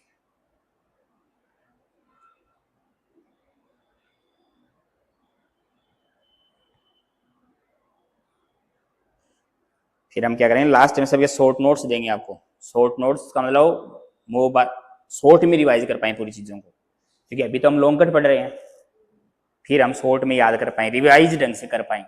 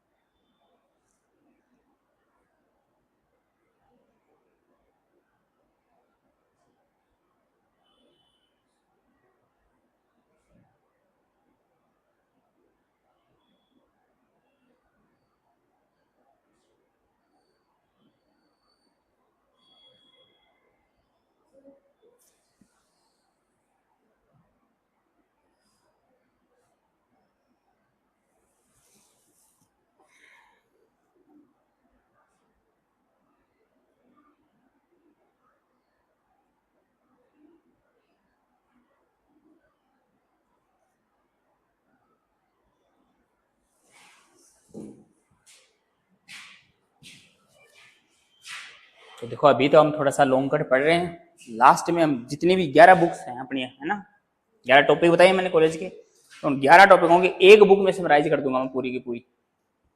यानी ये मान लो आपको एक बुक तैयार करनी है, अभी 11 बुक हैं आपकी नज़रों में कॉलेज की, अब उन 11 बुकों को हम लास्ट में एक बुक में समेटेंगे, जिससे वो बार बार रिवाइज हो पाई, हमारी बार बार रिवाइज हो पाई। क्योंकि अभी ये चीज़ पढ़ ली, जैसे एग्जाम्पल पढ़ लिया, फिर ये हम डायरेक्ट लर्न होना चाहिए, बात खत्म। इसका इनवर्स एलिमेंट ये होता है, प्रत्येक एलिमेंट का इनवर्स तो निकाल लेंगे, टेबल बनाने में कोई ज्यादा दिक्कत नहीं है। इनवर्स आइडेंटिटी कोई पूछे फटाफट टेबल बनाई, ये इसका आइडेंटिटी हो गया, ये इसका इनवर्स हो गया, बस बात खत्म। क्योंकि क्लोजर एसोसिएटिव वगैरह में कम्यूटेटिव में ज्यादा दिक्कत नहीं आती है, ज्यादा दिक्कत आती है इनवर्स आइडेंटिटी निकालने में, तो वो हम टेबल बना के फटाफट निकाल सकते हैं। तो धीरे धीरे हम क्वेश्चंस की प्रैक्टिस करेंगे तो सभी बातें आने लगेंगी। और ऐप पे आपको हैंड रिटन नोट्स भी मिलेंगे, हैंड रिटन नोट्स भी रहेंगे आपके, प्रीवियस ईयर क्वेश्चंस की बुकलेट भी रहेगी, और हमारे शॉर्टकट भी रहेंगी, लास्ट में शॉर्ट नोट्स भी मिलेंगे आपको, कि शॉर्ट में हम कैसे रिवीजन कर पाएँ, जिससे एग्जाम में टाइम कम लगे, हमें कैसी चीज़ों को मैनेज करना है। अब अभी से हम शॉर्ट पढ़ने लगे तो फिर हमारा कोई मतलब नहीं है, तो फिर चीजें याद ही नहीं होंगी। अब हम सीधा थोड़ी नहीं याद कर सकते इनको। अब आपको थोड़ा समझ में आ गया, अब मैं कोई दूसरा एग्जाम्पल लिखूँ तो आप चेक कर पाओगे, है ना, कि इसमें क्या क्या होता है मामला। जैसे हम कहें कि आपको चेक करना है Z5+5 को, Z5 है +5 को चेक करना है कि ये हमारा आबेली ग्रुप है या नहीं है, ये आबेली ग्रुप है या नहीं है, इसको चेक करना है।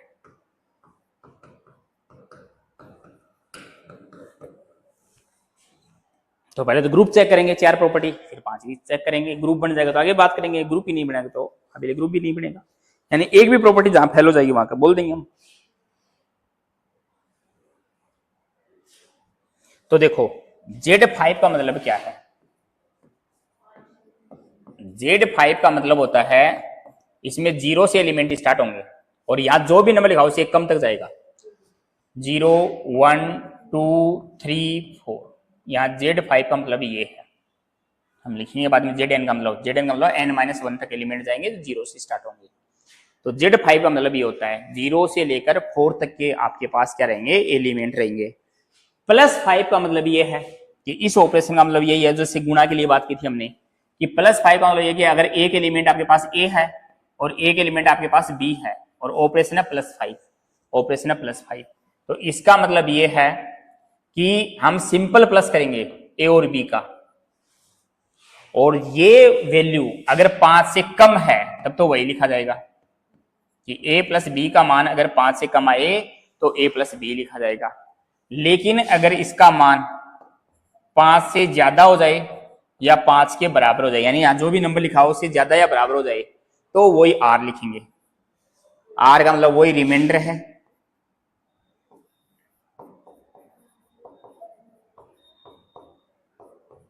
जब क्या करेंगे n का मतलब यहां 5 है ना, n की जगह 5 लिखा हुआ है, कि जब हम 5 को से डिवाइड करेंगे किसको, A+B को, A+B भी जो भी आएगा वो जो 5 से बड़ा होगा तो 5 से डिवाइड करेंगे, डिवाइड करने के बाद जो शेषफल बचेगा वो लिखेंगे, जो शेषफल बचेगा वो लिखेंगे। तो +5 का मतलब भी वही है ना, कोई भी नंबर लिखा हुआ हो। तो इस ऑपरेशन के अकॉर्डिंग हम काम करेंगे इसमें कि Z5 दे दिया हमें और ऑपरेशन दी +5। तो देखो एलिमेंट लिमिटेड है और एलिमेंट लिमिटेड है तो हम यहां तो लिखेंगे ऑपरेशन, ये तो ऑपरेशन, और एलिमेंट इसमें 0 1 2 3 4 ये हमारे एलिमेंट थे, 0 1 2 3 4। तो सबसे पहले 0 को सब में प्लस करेंगे तो 0 1 2 3 4 आ जाएगा। उसके बाद 1 को करेंगे 1 2 3 4, लेकिन जैसे 4 और 1 को करेंगे तो 5 बनेगा, 5 के बराबर थे, 5 से डिवाइड करेंगे, डिवाइड करने के बाद रिमाइंडर आपका 0 बचेगा। फिर 2 से 2 3 4 0 1 वही प्लस करेंगे और 5 से डिवाइड करके रिमाइंडर लिखेंगे। उसके बाद आ जाएगा 3 4 0 1 2, उसके बाद 4 से करेंगे तो 4 + 1 5, 5 बनते 0 1 2 3 ये आ जाएगा आपके पास। तो ये तो पढ़ेंगे टेबल, तो कोई भी एलिमेंट उससे बाहर नहीं है, Z5 में सब के सब। तो पहली प्रॉपर्टी G1 लागू होगी क्योंकि हम ये कहते हैं ऑल, ये जो भी एलिमेंट हैं A+5B किया हमने, सब के सब किसके एलिमेंट हैं, Z5 के एलिमेंट है ना। तो इसका मतलब क्लोजर प्रॉपर्टी में कोई दिक्कत नहीं है कि जितने भी A और B लिए हमने उनमें ऑपरेशन लगाई, ऑपरेशन लगाने में जो भी एलिमेंट आए वो Z5 का एलिमेंट है। G2 एसोसिएटिव, एसोसिएटिव में क्योंकि वही बात है, यहाँ भी वही नंबर्स हैं, +5 करोगे तो बराबर आ जाएंगे, कोई दिक्कत वाली बात नहीं रहेगी।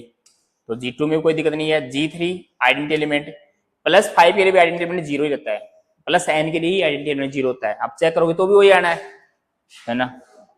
तो +n वाली ऑपरेशन के लिए देखो ये कॉलम और ये कॉलम सेम है, तो इसके ऊपर लिखा हुआ एलिमेंट आइडेंटिटी बनेगा तो आइडेंटिटी एलिमेंट 0 आएगा, तो इसमें भी कोई दिक्कत नहीं है। और Z5 के अंदर है भी, उसके अंदर भी होना चाहिए तो आइडेंटिटी एलिमेंट भी मिल जाएगा, तो यहाँ भी कोई दिक्कत नहीं है, यहाँ भी कोई दिक्कत नहीं है।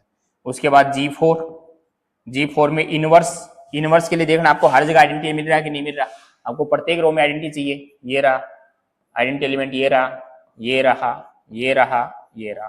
तो इनवर्स अगर लिखना चाहिए हम, तो प्रत्येक किसी भी एलिमेंट का अगर इनवर्स पूछ ले हम, तो जैसे ये जीरो कैसे आया, जीरो में हमने जीरो ऐड किया, जीरो में हमने जीरो ऐड किया तब जाके जीरो आया, इसका मतलब जीरो का इनवर्स कौन है, जीरो। उसके बाद ये जीरो कैसे आया, वन में हमने फोर से ऑपरेशन करवाई, तो वन और फोर को ऑपरेशन करवाई तब जाके जीरो आया, इसका मतलब वन का इनवर्स कौन है, फोर है। उसके बाद टू को हमने किससे ऑपरेशन करवाई, टू को हमने थ्री से ऑपरेशन करवाई तब जीरो मिला, तो टू का इनवर्स जो है वो थ्री है। उसके बाद फोर को हमने वन से करवाई तब जीरो मिला, तो फोर का इनवर्स जो है वो वन है। मिल गई सभी के इनवर्स। तो इसका मतलब प्रत्येक एलिमेंट का इनवर्स मिलना चाहिए, अगर एक का भी नहीं मिले तो मामला गड़बड़ हो जाएगा, तो इनवर्स भी मिल रहा है, तो ये बात भी लागू हो गई। उसके बाद G5 चेक करें हम कि प्रत्येक रो और प्रत्येक कॉलम इक्वल है कि नहीं, 0 1 2 3 4 0 1 2 3 4, first row first column, second row 1 2 3 4 0, तो second column 1 2 3 4 0, third row third column 2 3 4 same, ये भी सेम, ये भी सेम, तो यहाँ भी कोई दिक्कत नहीं है। तो Z5 प्लस 5 जो है वो भी क्या है, Z5 प्लस 5 जो है वो आबेलियन ग्रुप बन गया, तो ये भी आपका आबेली ग्रुप है।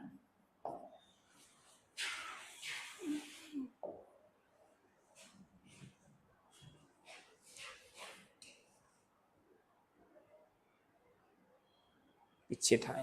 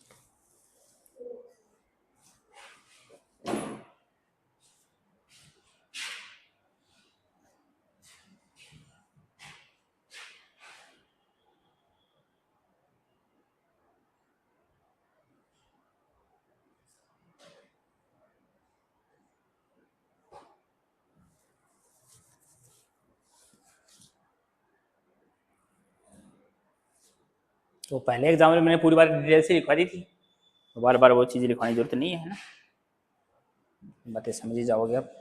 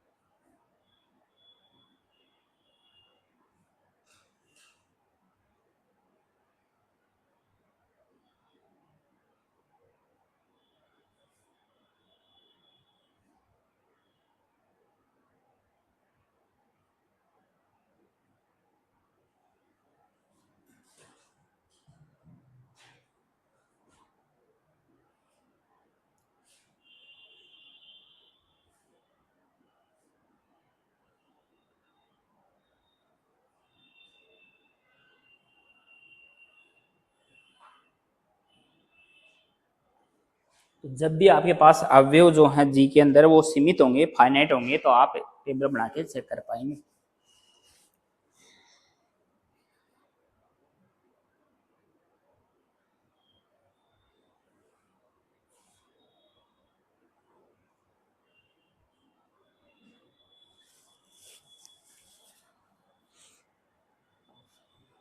लेकिन जब इनफाइनाइट दे देगा तो हमें क्या करना है, तो ये क्वेश्चन हम इनफाइनाइट का करते हैं कि जैसे आपसे क्या बोल दे क्यू पॉजिटिव सभी धनात्मक परिमेय संख्याओं का समुच्चय,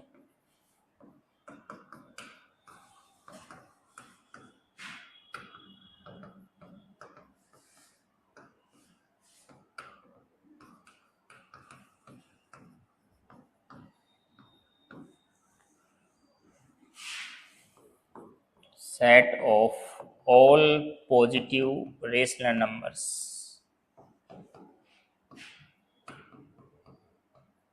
तो ये तो आपके पास सभी धनात्मक परिमेय संख्याओं का समुच्चय दे रखा है और ऑपरेशन डिफाइन कर रखी है कि ए स्टार बी का मतलब है A B by two for all A B belongs to Q positive.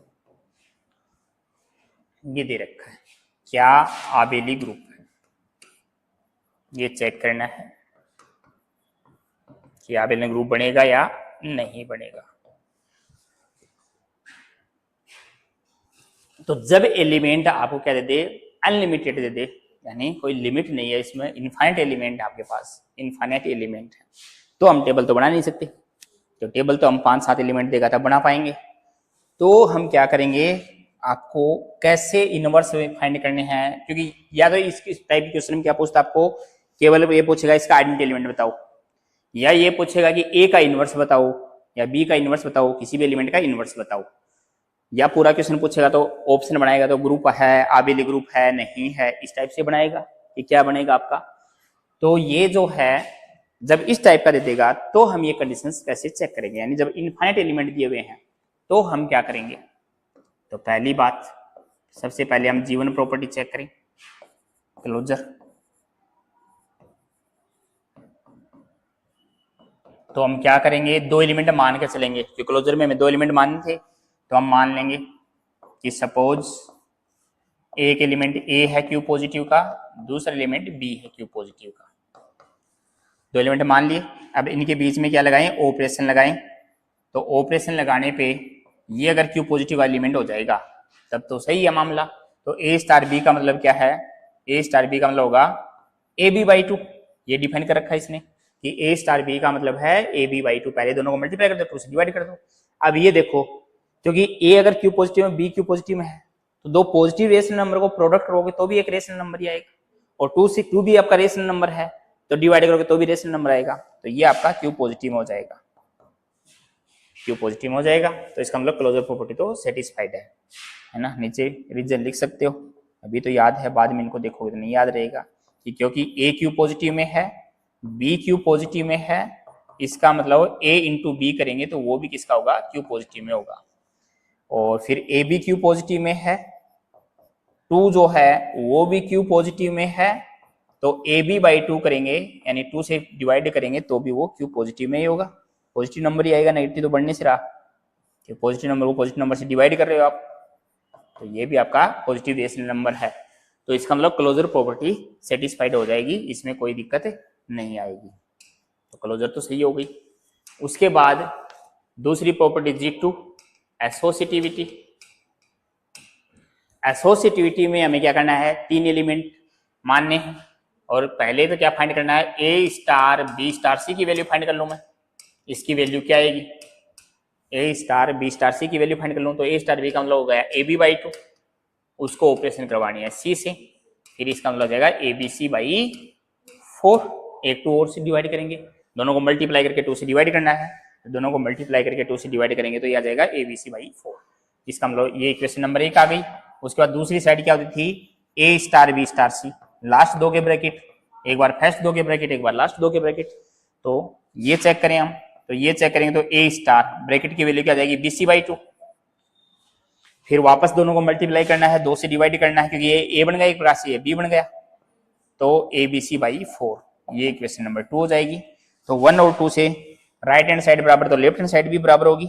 तो दोनों से फ्रॉम इक्वेशन 1 एंड इक्वेशन 2 समीकरण 1 और 2 से क्या हो जाएगा, ए स्टार बी की वैल्यू ए स्टार बी स्टार सी की वैल्यू इक्वल हो गई ए स्टार बी स्टार सी के।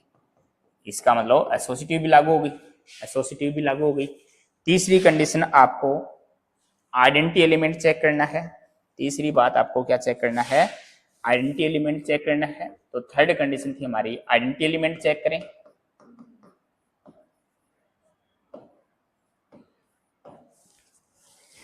तो ये फेमस एग्जांपल हैं, ये अबेली ग्रुप बनेगा, आपको डायरेक्ट याद रखने बाद में। अभी तो हम एक बार कर लेते हैं। तो G3 आपका आइडेंटिटी एलिमेंट, आइडेंटिटी एलिमेंट के लिए हम क्या मान लें कि आइडेंटिटी एलिमेंट की कंडीशन थी ए स्टार ई बराबर क्या होना चाहिए, ए होना चाहिए। तो ई की वैल्यू फाइंड कर लें हम। तो ए स्टार ई का मतलब हमें ऑपरेशन दे रखी है, उसके अकॉर्डिंग क्या हो जाएगा ए ई बाई टू बराबर ए।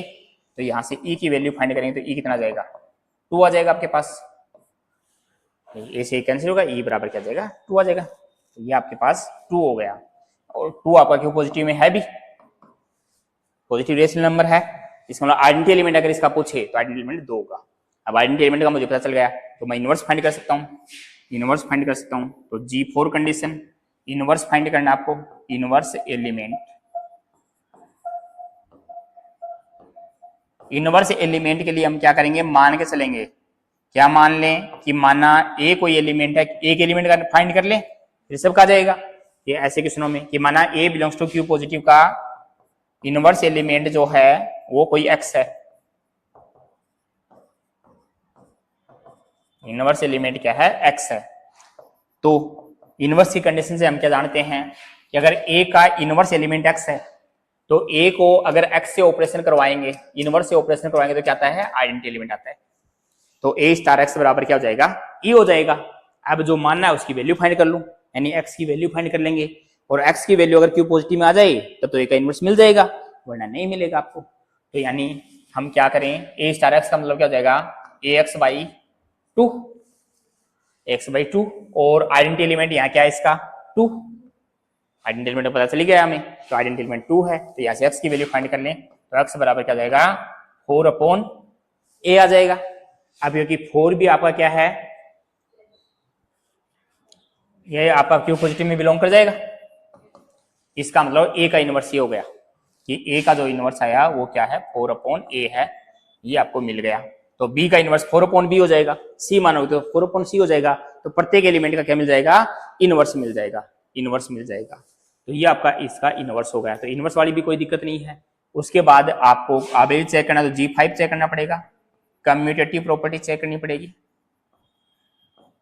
तो कम्यूटेटिव में आप ए स्टार बी की वैल्यू फाइंड कर लो, बी स्टार ए की वैल्यू फाइंड कर लो, सीधा सा रूल ये है। तो ए स्टार बी बराबर क्या जाएगा ए बी बाई टू, या आप ये भी कर सकते हो कि स्टार का मतलब ये था। अब यहाँ ए बी को मैं बी ए लिख दूं तो भी एक ही बात है, क्यों, क्योंकि दो प्रीमियस संख्याओं को कैसे भी गुणा करो इक्वली आएंगी वो। तो ए बी को बी ए लिख सकते हैं, क्यों, क्योंकि ए बी बराबर बी ए होगा यहाँ इस क्वेश्चन में, ये दोनों पॉजिटिव रेशनल नंबर है। तो ये आ जाएगा और ये आ जाएगा। तो बी पहले आ गया ए बाद में आ गया, तो इसको क्या कहते हैं बी स्टार ए। तो ए स्टार बी बराबर क्या हो गया बी स्टार ए हो गया। तो ये भी लागू हो गई। इसका मतलब ये जो भी क्यू पॉजिटिव दे रखा था और ऑपरेशन क्या थी स्टार, इसके लिए क्या बन जाएगा आबेलियन ग्रुप है।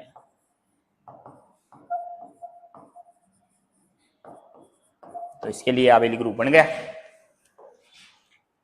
तो बहुत बार एक क्वेश्चन पूछा हुआ, उसका इनवर्स पूछा हुआ, ए का इनवर्स बताओ, ए का इनवर्स बताओ। तो एक इनवर्स चेक करना बस हमें, केवल जरूरी नहीं पूरा क्वेश्चन पूछे। तो ये तो हमें ध्यान में रहेगा, ये आबेलियन ग्रुप है। तो बीच में से भी बातें पूछ लेगा, क्योंकि ये फेमस क्वेश्चन है हमारे यहाँ पे। तो ये तो हमें डायरेक्ट याद रखने पड़ेंगे, बाकी हम चेक कर लेंगे। चेक करना बताइए, या बाकी आ जाए तो चेक इस टाइप से करेंगे हम। तो इनफाइनाइट वाले केस में ऐसे मान के करना आपको कि जिसका भी प्रतिलोम पूछे उसका प्रतिलोम अक्स मान लो, फिर प्रतिलोम की कंडीशन लगा दो, कंडीशन लगा के उस अक्स की वैल्यू फाइंड कर लो। वो वैल्यू अगर उसी सेट में आ रही है तब तो इनवर्स मिल जाएगा, वरना नहीं मिलेगा। आइडेंटिटी पूछे तो आइडेंटिटी वाली कंडीशन लगा दो, ई की वैल्यू फाइंड कर लो।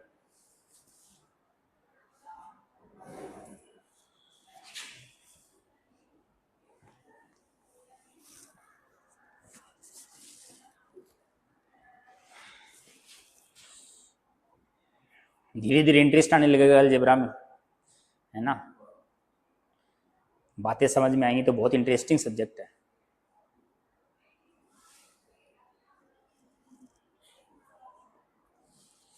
लोग इसको हार्ड मानते हैं, बाकी हार्ड है नहीं।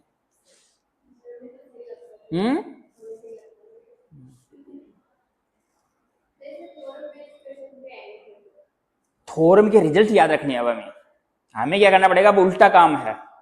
बीएससी में तो आप क्या करते थे, थ्योरम के प्रूफ याद करते थे। अब यहां प्रूफ से कोई लेना देना नहीं है। अब यहां आपको थ्योरम के स्टेटमेंट याद होने चाहिए, उनको यूज अप्लाई करना है।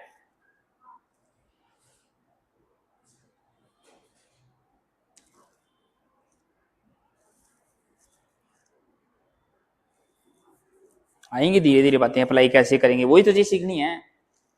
ये हमारे बीएससी में उल्टा सिस्टम था, यहाँ उल्टा सिस्टम है, वही बात सीखनी है, उसी के लिए कोचिंग की जरूरत है।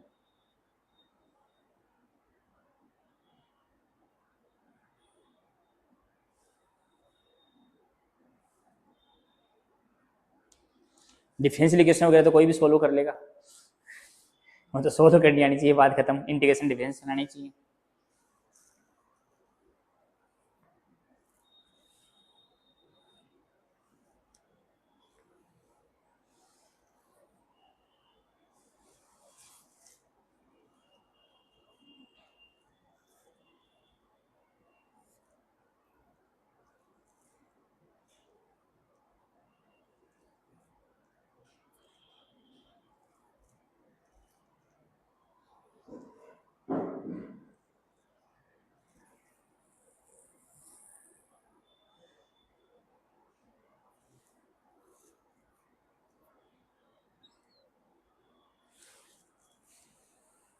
क्योंकि अब हमें प्रूफ से कोई लेना देना नहीं है, न हम माथापच्ची करेंगे यहाँ पे फालतू में प्रूफों की। वो तो करके आ चुके, तो उनका कोई रोल है भी नहीं।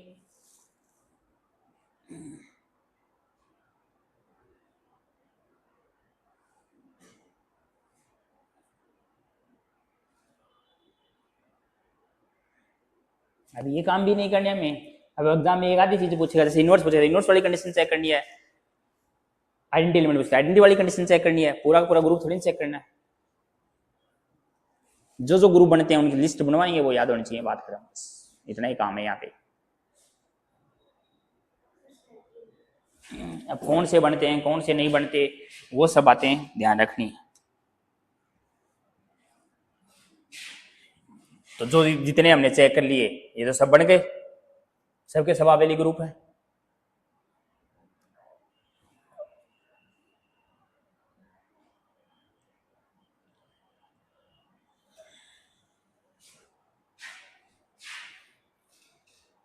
भाई बाई चांस नहीं याद रहे तो आपने चेक कर आना चाहिए। जैसे ये एग्जांपल आ गया और आपको याद नहीं है तो चेक कर आना चाहिए ऐसे। तभी तो दोनों बातें सिखा रहे हैं।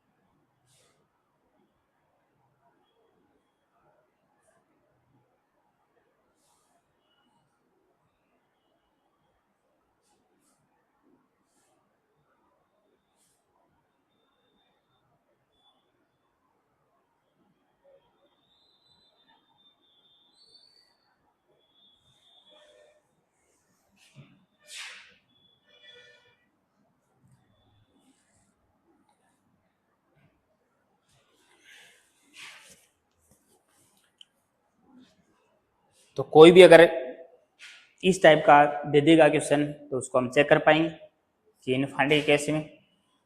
इससे पहले हम एक दो बात और लिखवा रहा हूं मैं, फिर एग्जांपल्स भी लिखेंगे हम। पहले बाइनरी ऑपरेशन के ऊपर हमने बात की थी, तो वहां से कुछ रिजल्ट बेस्ड क्वेश्चन पूछता है, तो नोट डाल के लिख लो कि यदि कोई समुच्चय दे रखा है आपको एस, और उस एस में कितने अवयव दे रखे हैं, एन अवयव दे रखे हैं। इसका मतलब क्या है, कोई सेट एस और उस सेट में कितने एलिमेंट हैं, एन एलिमेंट हैं।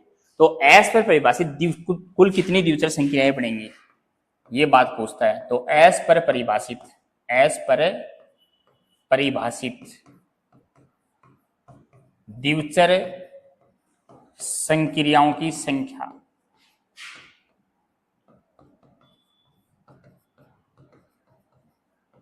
कितनी होगी, तो ये होती है n की power n square.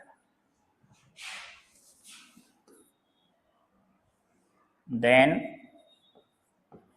Number of binary operations defined on s, कि s के ऊपर कुल कितनी द्विचर संख्याएं बनेंगी। तो द्विचर संख्याएं जो बनेंगी वो बनेंगी n की पावर n स्क्वायर। यानी हमें कोई समुच्चय दे रखा, कोई सेट दे रखा है और कह रहा है उस सेट में n अवयव हैं, इसका मतलब कोई सेट है, उस सेट में n अवयव हैं, तो उस सेट के ऊपर कुल कितनी द्विचर संख्या बना सकते हैं। तो कुल द्विचर संख्या जो बनेंगी वो n की पावर n स्क्वायर बनेंगी। कैसे बनेंगी, रीजन क्या है, देखो हम फंक्शन पढ़ते हैं, तो फंक्शन होता है a से b के अंदर, जैसे कोई भी फंक्शन होता है तो वहां कुल फलनों की जो संख्या होती है, कुल फलन जो बनते हैं, टोटल जो फंक्शन बनेंगे वो फंक्शन बनते हैं क्या, कि b में जितने एलिमेंट हैं कार्डिनिटी ऑफ b की पावर होती है कार्डिनिटी ऑफ a, कि b में एलिमेंट की संख्या आती है यहाँ पे और a में एलिमेंट की संख्या आती है यहाँ पे, इतने टोटल फंक्शन बनेंगे। कोई दो सेट हैं a और b उससे, तो बाइनरी ऑपरेशन हमारे पास क्या है, बाइनरी ऑपरेशन हमारी क्या है, कि बाइनरी ऑपरेशन मेरी क्या है, एफ एस क्रॉस एस से एस के अंदर डिफाइन है। बाइनरी ऑपरेशन मेरी क्या थी कि एफ एक फंक्शन था जो इस टाइप का फंक्शन था, एस क्रॉस एस से एस के अंदर डिफाइन है, ये फंक्शन है। तो यहां टोटल बाइनरी ऑपरेशन, टोटल द्विचर संक्रियाएं, वहां फलन बोल रहे थे, यहाँ द्विचर संक्रिया हो गई, तो टोटल कितनी बाइनरी ऑपरेशन बनेंगी, इसकी कार्डिनिटी नीचे और इसकी कार्डिनिटी ऊपर, ये बनेगी। हालांकि आपको तो वो फॉर्मूला याद रखना, प्रूफ से कोई मतलब नहीं है, लेकिन वो कैसे आया, तो कार्डिनिटी ऑफ एस कितनी है, एन, कार्डिनिटी ऑफ एस एन है, और ये हम जानते हैं कार्डिनिटी ऑफ एस क्रॉस एन, यानी कार्डिनिटी ऑफ एस इंटू एन होगा, यानी एन इंटू एन होगा। तो ये क्या बन गया, एन की पावर है एन स्क्वायर, क्योंकि हमने बात की थी cardinality of S cross S जो होती है ए क्रॉस बी की cardinality of S into cardinality of S होगी। तो इसका मतलब इसलिए इतनी टोटल द्विचर संक्रियाएं बनेंगी। तो एक क्वेश्चन पूछता है कुल कितनी द्विचर संक्रियाएं बनेंगी, तो द्विचर संक्रियाएं अगर पूछे तो आपको ये बात याद रहनी चाहिए, रिजल्ट याद रहना चाहिए। ये तो हमने प्रूफ की बात की है, ये तो आपको कोई काम का नहीं है, बस थोड़ा सा समझा दिया कि ये काम की बात है कि समुच्चय में जितने एलिमेंट दे रखे हैं उसको n बोल दो, समुच्चय में एलिमेंट्स की संख्या n है, तो समुच्चय पर परिभाषित द्विचर संक्रिया में जो संख्या होगी वो n की पावर n स्क्वायर होगी।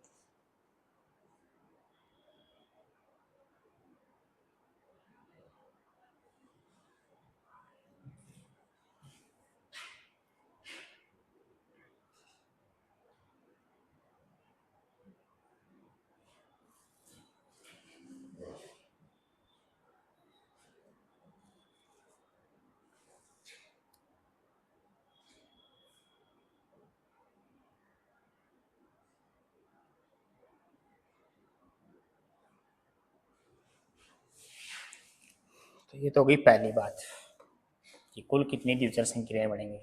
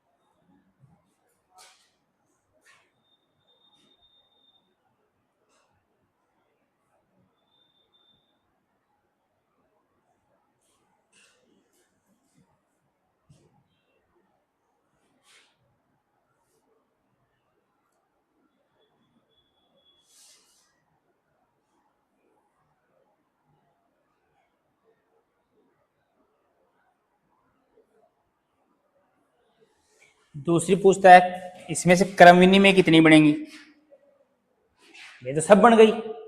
अब क्रम विनिमय कितनी होंगी, कम्यूटेटिव कितनी होंगी, तो दूसरा क्वेश्चन पूछता है क्रम विनिमय द्वितीय संक्रियाओं की संख्या। यदि कोई सेट एस है उसमें एन एलिमेंट है तो एस पर परिभाषित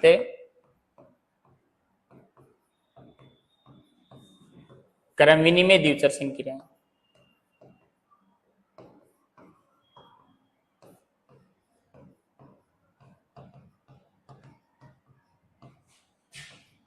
कितनी होंगी,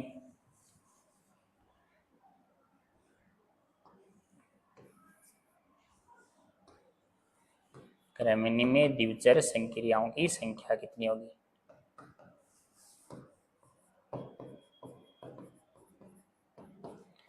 तो वो होती है एन की पावर समिशन एन के बराबर, या तो ये बोलूं या मैं ये बोलूं समिशन एन का मतलब होता है एन इंटू एन प्लस 1/2, इतनी बढ़ेंगी टोटल।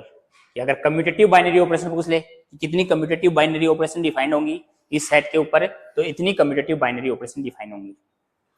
तो ये हो गई कम्यूटेटिव बाइनरी ऑपरेशन। तीसरा पूछ ले अक्रम विनिमय कि इफ क्वांटिटी ऑफ एस जो वो एन है तो एस पर परिभाषित अक्रम विनिमय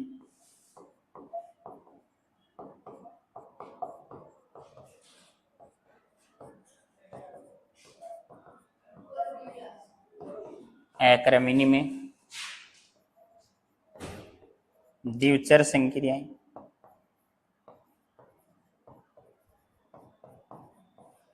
ये टोटल कितनी होंगी, total number of non commutative, जो कम्यूटेटिव नहीं बनेंगी। तो नॉन कम्यूटेटिव कौन होंगी, जो कुल बनी, कुल बाइनरी ऑपरेशन जो बनी उनमें से हम माइनस कर दें कम्यूटेटिव बाइनरी ऑपरेशन जितनी बनी।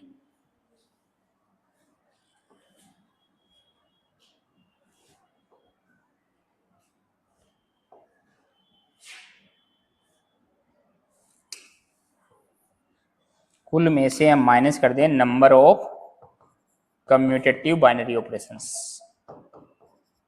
जितनी बनी। तो कुल थी हमारे पास n की पावर n स्क्वायर में से माइनस कर दिया हम n की power n into n plus 1/2, तो इतनी आ जाएंगी। तो बस n की वैल्यू रखनी है इन फॉर्मूले में आपको। भाई समुच्चय में एलिमेंट देगा आपको कि आपको कहीं कोई समुच्चय सेट है उसमें इतने एलिमेंट हैं तो बताओ कितनी क्रम विनिमय बनेंगी, या तो क्रम विनिमय पूछेगा या अक्रम विनिमय पूछेगा या कुल पूछेगा।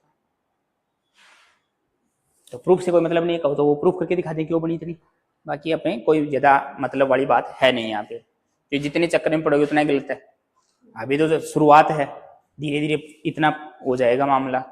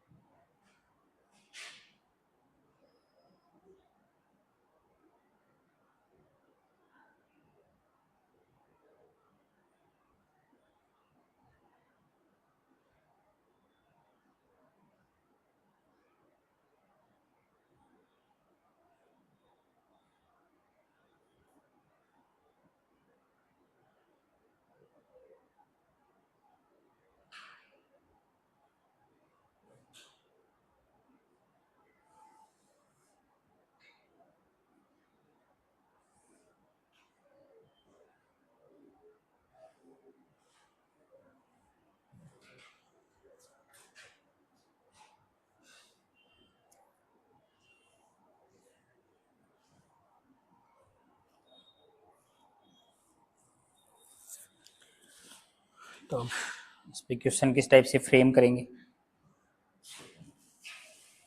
जैसे कह देंगे आपके पास यदि किसी समुच्चय एस में, एस बोल दें, जी बोल दें, कुछ बोल दें, क्या फर्क पड़ेगा, दो अवयव हैं, तो एस पर परिभाषित क्रम विनिमय कम्यूटेटिव द्विचर संक्रिया कितनी होंगी?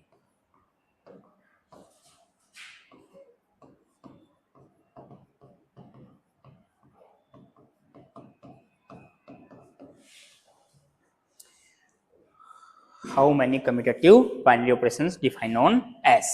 एस की क्वांटिटी जो है, number of element in S जो है वो 2 है। तो अगर एस के अंदर 2 एलिमेंट हैं तो कुल कितनी इसमें कम्यूटेटिव बाइनरी ऑपरेशन बन पाएंगी इस सेट के ऊपर? तो हम जानते हैं कि number of commutative binary operation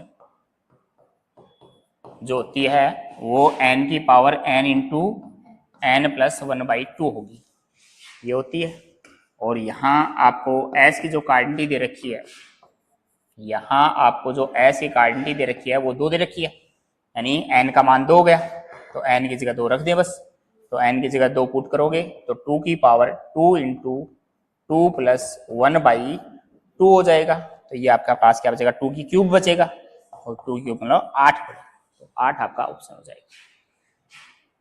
तो इतनी क्रम विनिमय द्विचर संक्रियाएं होंगी, इतनी क्रम विनिमय द्विचर संक्रियाएं होंगी। टोटल पूछे तो n की पावर n², सभी आ जाएंगे इससे। टोटल में से ये माइनस कर देंगे तो नॉन कम्यूटेटिव आ जाएंगे, जो कम्यूटेटिव नहीं होंगी क्रम विनिमय नहीं होंगी।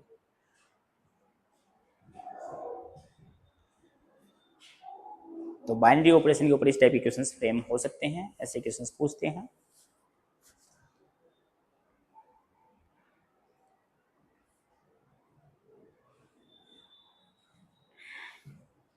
यहां तक बोलो कोई समस्या नहीं होनी चाहिए, जितना पढ़ा है उसमें आएगी भी नहीं तो अभी नहीं है तो आगे भी नहीं आएगी।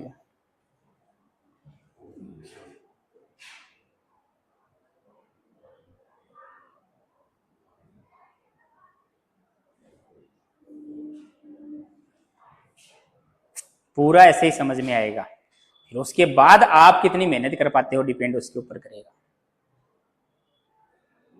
और अभी तो हम बेसिक बातें कर रहे हैं, धीरे धीरे इनको अप्लाई करना सीखेंगे, क्वेश्चंस प्रैक्टिस करेंगे, टेस्ट सीरीज लगेंगी, तो धीरे धीरे निखार आता जाएगा, है ना पता चलता जाएगा कितने पानी में है